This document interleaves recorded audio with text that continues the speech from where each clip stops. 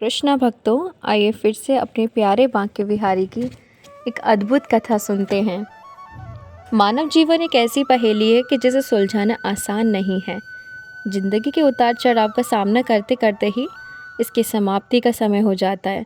कोई विरला ही मनुष्य होता है जिस पर भगवान की कृपा हो जाती है और उसके लिए मानव जीवन के तो सारे रहस्य सुलझ जाते हैं। इसलिए तो वृंदावन में रहने वाले कहते हैं कि जिस पर बिहारी जी की कृपा हो जाती है उसके सभी ताप नष्ट हो जाते हैं। फिर जब वे स्वयं आगे बढ़कर भक्त का हाथ थाम लेते हैं फिर तो मुक्ति भी इसके समक्ष फीकी लगने लगती है। यही भाव वृंदावन में रहने वाले संत गोकुलदास जी महाराज का था। 70-75 की आयु में भी उनके चेहरे पर तेज बरसता था। नित्य ही बिहारी जी के दर्शनों को आते थे। उनके व्यक्तित्व की सबसे बड़ी विशेषता थी उनकी मुस्कुराहट, जो सदैव उनके चेहरे पर खिली रहती। छोटे बड़े सभी उनसे स्नेह करते। वैष्णवों के तो वो परम प्रिय थे। जय बिहारी जी की या राधे राधे कहकर सभी का अभिवादन स्वीकार करते थे। वे बड़े सुंदर रसिए गाते, सदा भाव में डूबे रहकर भक्ति करते। एक बार गुरु की आज्ञा से उन्हें कुछ दिन मथुरा के विश्राम घाट के पास रहना पड़ा। जब तक वृंदावन में रहे तब तक तो नित्य ही बिहारी जी के दर्शन करते थे, लेकिन अब मथुरा से वृंदावन दर्शन करने जाना पड़ता था। एक बार कुछ ऐसा संयोग हुआ कि गोकुलदास जी भजन करने बैठे और भजन करते करते ध्यान में ऐसे डूबे कि समय का पता ही नहीं चला। ध्यान भंग हुआ तो उन्हें लगा कि संध्या का अंधेरा तो हो गया है, शायद दर्शन अभी खुले हों। ध्यान की उसी अवस्था में वे विश्राम घाट तक पहुँचे। इस बात से बेखबर थे कि रात के करीब 10 बज चुके थे। उन्हें लगा कि 8 बजे का ही समय होगा।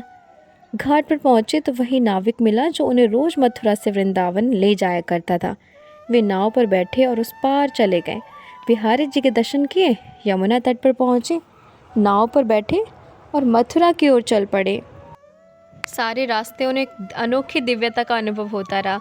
जब वे मथुरा पहुँचे तो लगभग आधी रात होने को थी।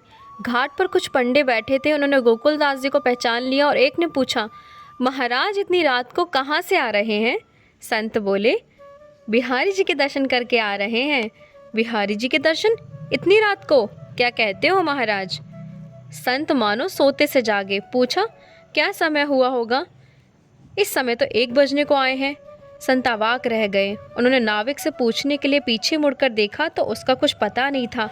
क्या हुआ महाराज, सब ठीक तो है? उनमें से एक पंडे ने पूछा। लेकिन गोकुलदास जी तो दूसरी दुनिया में थे। बस हूँ हाँ का जवाब देकर अपनी कुटिया में जाकर लेट गए। आंखों में नींद का कोई नाम नहीं था। मन में रह रहकर बस यही सवाल उठता, इतनी रात तक बिहारी जी के दर्शन कैसे खुले रहे? सब कुछ एक स्वप्न जैसा लग रहा था। दूसरे दिन जब वे फिर दर्शन करने गए तो कल वाला नाविक ही उन्हें घाट पर मिला। उसने प्रणाम किया। गोकुलदास जी बोले, अरे कल तू कहाँ चला गया था? इतनी रात को वृंदावन लेकर गया, कम से कम समय तो बता देता। संत की बात सुनकर नाविक अवाक रह गया। उसकी आंखों में उतरे हैरानी को भाव देखकर बाबा ने पूछा, अरे ऐसा क्या देख रहा है? कल जब रात को वापस आए थे तब तो तू ऐसे गायब हो गया जैसे तेरे पीछे कोई थाना पुलिस लगी हो। पता ही नहीं लगा कि कब चला गया। नाविक को लगा बाबा कहीं भांग तो न खा के आए हैं। बोला, महाराज कल मैं आपको कब वृंदावन ले गया? मैं तो कल दोपहर ही घर चला गया था, तबीयत ठीक नहीं थी सो दवा खाकर सो गया। आज सुबह ही तो घर से सीधा आ रहा हूँ। अब बाबा हैरान रह गए।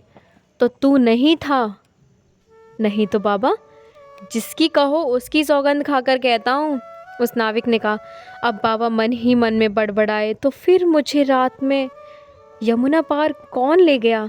कहीं बिहारी जी तो स्वयं नाविक का वेश बनाकर नहीं आए थे? यही होगा, भक्त का नियम न टूटे, इसके लिए वे स्वयं आकर दर्शन कराने ले गए और मंदिर में दर्शन कराकर वापस भी छोड़ गए। बाबा को इस प्रकार बड़बड़ाते देख नाविक ने उनसे कुछ पूछने की चेष्टा की, लेकिन बाबा की वाणी मूक हो गई थी और आंखों से अश्रुधारा बह रही थी। इसके बाद वे किसी से कुछ नहीं बोले। बिहारी जी का ध्यान ही उनकी गहरी समाधि बन गया और उसी अवस्था में अपने ठाकुर जी के निकुंज लीला में सदा के लिए प्रवेश कर लिया। बोले श्री वृंदावन बिहारी लाल की जय। उनके ऐसे दिव्य भक्तों की जय।